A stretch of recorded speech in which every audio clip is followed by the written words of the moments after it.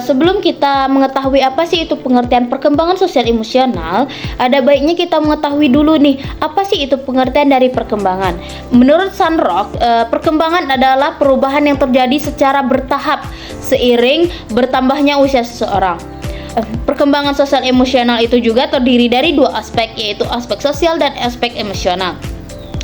Nah, perkembangan sosial adalah kemampuan anak untuk menjalin hubungan, berinteraksi, bekerja sama, dan menyesuaikan diri dengan lingkungan sosial dan lingkungan sekitarnya. Dan sedangkan perkembangan emosional adalah kemampuan anak untuk mengenali, memahami, mengungkapkan, dan mengendalikan perasaan secara tepat. Kemudian kita akan membahas karakteristik perkembangan sosial emosional anak usia dini. Karakteristik perkembangan sosial anak usia dini ini per tahapan usianya itu berbeda-beda ya teman-teman.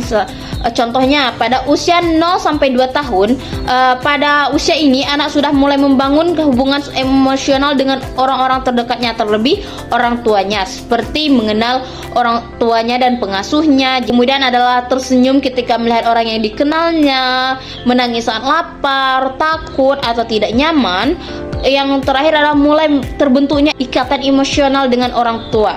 Kemudian pada tahap selanjutnya di tahap 2 sampai 3 tahun ya, yang mana pada tahap usia ini anak mulai menunjukkan keinginan untuk mandiri, yang mana contohnya seperti anak mulai melakukan sesuatu sendiri, kemudian sudah mau bermain dengan teman, berbagi mainan, kemudian emosinya sudah mulai berubah-ubah, kemudian mengenal aturan sederhana. Kemudian pada usia 4 sampai 5 tahun, yang mana pada usia ini anak memiliki kemampuan sosial yang sudah berkembang lebih pesat, yang mana seperti mulai bermain bersama teman dan dalam kelompok, kemudian belajar berbagi dan bergantian, belajar antri, menunjukkan simpati kepada teman, kemudian emosinya sudah lebih terkendali lagi ya. Jadi anak pada usia ini anak juga sudah mulai memahami bahwa orang lain memiliki perasaan yang harus dihargai. Kemudian di usia 5 sampai 6 tahun ini adalah usia puncaknya ya, anak usia dini, yang mana pada usia ini anak semakin matang dalam bersosialisasi, seperti sudah memiliki teman dekat, mulai bertanggung jawab terhadap tugas sederhana, rasa empati yang lebih baik lagi, kemudian mampu menyelesaikan konflik sederhana sendiri. Contohnya ya, anak mulai meminta maaf ketika melakukan kesalahan kepada temannya.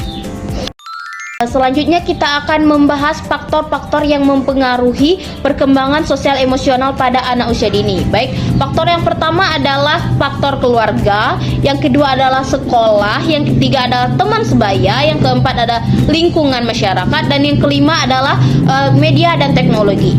Baik, yang pertama kita akan membahas tentang faktor keluarga. Nah, dalam faktor keluarga itu, keluarga merupakan lingkungan pertama dan utama bagi anak. Semua pengalaman awal anak itu dimulai dan diperoleh dari keluarga. Contohnya adalah seperti faktor pola asuh orang tua, keharmonisan keluarga, hubungan antar keluarga, kemudian adalah keteladanan orang tua. Anak yang tumbuh dalam keluarga yang penuh kasih sayang cenderung lebih percaya diri, ramah, dan murah bergaul. Di baliknya, konflik keluarga yang sering terjadi dapat membuat anak menjadi lebih mudah marah, takut, atau kurangnya kepercayaan diri. Dua adalah faktor sekolah, yang mana sekolah itu menjadi tempat kedua setelah keluarga dalam pembentukan perkembangan sosial emosional anak. Ya, di mana melalui sekolah anak belajar berinteraksi dengan guru, berinteraksi dengan teman, mematuhi aturan, bekerja sama dalam kegiatan kelompok. Karena itu sebagai seorang guru kita harus menciptakan lingkungan belajar yang aman, nyaman, dan menyenangkan untuk anak. Faktor selanjutnya adalah faktor teman sebaya, yang mana teman sebaya ini memiliki pengaruh yang besar terhadap perkembangan anak. Yang seperti melalui teman, anak itu belajar berbagi, bergantian, bekerja sama, menghargai pendapat orang lain. Jadi hubungan yang baik dengan teman dapat meningkatkan rasa percaya diri dan kemampuan bersosialisasi anak. Dan sebaliknya juga ya, teman sebaya itu juga bisa membawa pengaruh buruk untuk perkembangan anak. Yang keempat adalah faktor lingkungan masyarakat, yang mana lingkungan masyarakat juga mempengaruhi perkembangan sosial emosional anak. Lingkungan yang positif akan membantu anak belajar sopan santun, kepedulian, tanggung jawab, norma dan aturan sosial. Sebaliknya, lingkungan yang kurang baik dapat memberikan contoh negatif kepada anak. Yang terakhir adalah faktor media digital, yang mana di era modern ini media digital itu menjadi bagian dalam kehidupan anak. Anak itu dibebaskan bermain digital 24 jam, sehingga ada dampak positif dan negatif dari media digital ini. Dampak positif dari media digital ini adalah menambah wawasan anak, mendukung kreativitas anak, menjadi sarana belajar. Kemudian ada dampak negatif media digital ini adalah seperti mengurangi interaksi sosial anak secara langsung, menyebabkan ketergantungan gadget, membuat anak sulit mengendalikan emosi. Apa sih itu stimulasi? Stimulasi adalah rangsangan atau dorongan yang diberikan agar perkembangan anak berkembang secara optimal dan tepat. Ada beberapa stimulasi yang dapat kita lakukan, yaitu yang pertama adalah bermain bersama teman. Yang mana dengan bermain dengan teman adalah kita dapat melatih kerjasama, komunikasi, dan berbagi pada anak usia dini ini. Kemudian ada stimulasi main bergiliran, yang mana bermain bergiliran ini dapat melatih kesabaran anak dan kemampuan menunggu giliran. Bermain peran, yang mana seperti bermain dokter-dokteran, guru, atau pedagang. Ada yang menjadi pedagang, pembeli, yang mana dengan bermain peran ini anak dapat melatih empati dan kemampuan memahami perasaan dari orang lain, seperti itu. Kemudian ada bercerita tentang perasaan, yang mana stimulasi ini adalah dapat membantu anak mengenali emosi seperti sedih, senang, marah, dan takut. Jadi kemudian adalah stimulasi atau mengajarkan anak untuk merapikan mainan bersama setelah digunakan. Nah, itu sangat penting ya teman-teman, karena dengan kegiatan tersebut kita dapat melatih anak itu bertanggung jawab dan bekerja sama. Kemudian ada berbagi mainan atau mainan, yang mana melalui kegiatan ini anak itu dapat menumbuhkan rasa peduli dan sikap berbagi.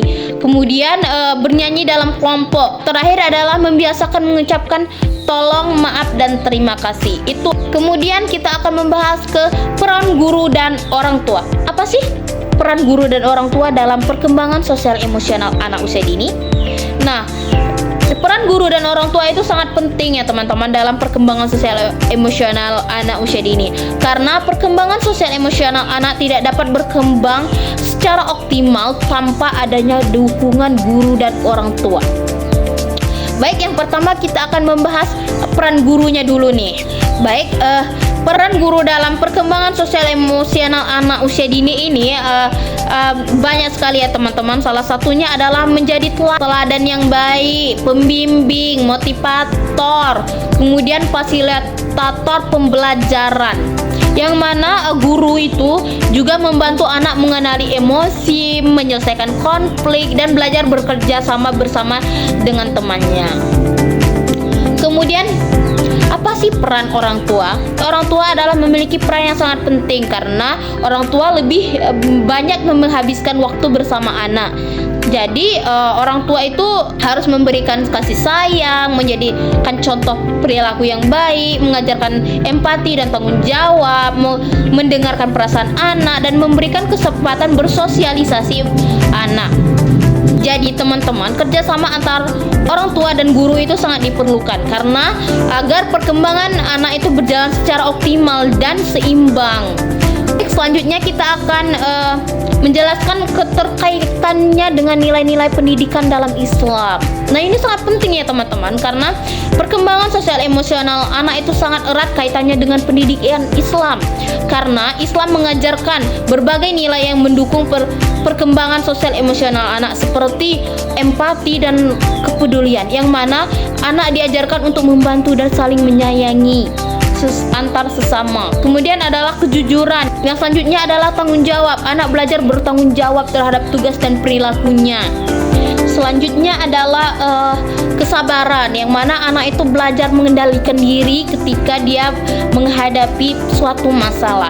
Kemudian adalah sopan santun, yang mana anak diajarkan menghormati orang tua, guru, dan teman sebayanya. Mengendalikan emosi, yang mana anak itu diajarkan untuk tidak mudah marah dan menyelesaikan masalah dengan cara yang baik.